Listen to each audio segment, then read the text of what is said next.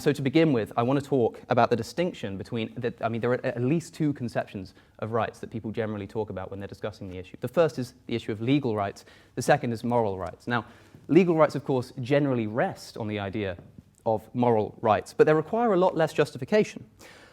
For example, you needn't, in law, think that human rights actually exist in any way, shape, or form, really. That is, you don't need to think that they are a part of the universe, so to speak, to employ them as a concept and to do so justifiably. And to rehash an example I use in one of my videos addressed to Sabor, you can take the legal concept of innocence until proven guilty. Right? This is crucial to a functional legal system, and I don't need to explain to you why. But consider this. Does anyone actually believe that people are actually innocent until the moment that a jury decides that they're guilty? That's obviously not what's going on. Right? We don't actually believe that these people are innocent until proven guilty. But we believe in this as a useful concept to bring about the goal of a stable legal system. It's what Brett Weinstein has described as a metaphorical truth, like going to the gun range. I think that's a clumsily worded label for it. But if you go to the gun range, the gun is always loaded, right? Even though you know it's not. It's good to treat it as though it is. And not only that, but we can show that innocence until proven guilty objectively brings about a more functional legal system, objectively leads to less false imprisonment, these kind of things. What it does not tell us is why we should care about justice. Right? It does not tell us why we should want people to be innocent or why we should want them to have fair trial. But given that goal, we can show that objectively this is the best way to achieve it. Right? It's not a problem, though, because we wouldn't say that innocence until proven guilty is a subjective or an arbitrary principle based on whim alone, just because it doesn't itself directly answer the most fundamental justification of law. Now this, I think, provides a useful analogy to the moral conception of human rights, which we can now turn to. I deny the following. I deny that human rights exist in the sense that this podium exists, or in the sense that I exist, or Sabor exists. But this is not an admission of defeat.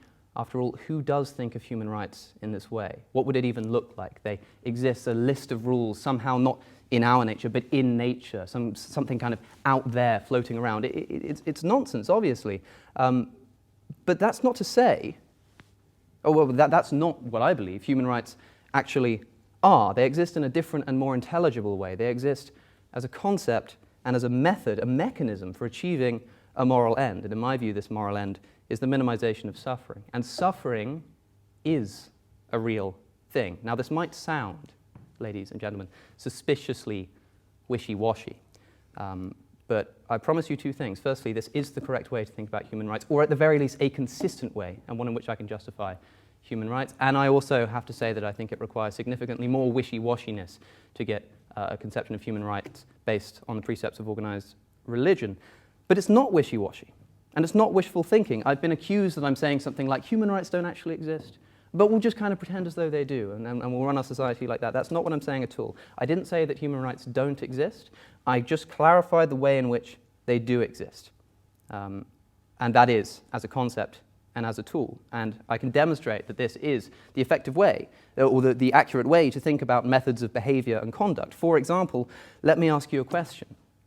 Does science exist? Right, well, it seems a silly question. Of course it does. But how does it exist? What is it? Right? It's not something that you observe. It's not out there.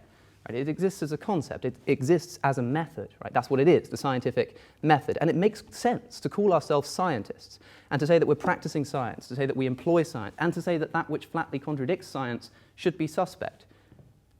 And I think human rights exist in the same form. Right? They're a method. They're a mechanism we can use to achieve a moral end. And it makes sense for us to talk about the practice of the protection of human rights, to say that we employ human rights, to say that things that flatly contradict human rights are suspect too.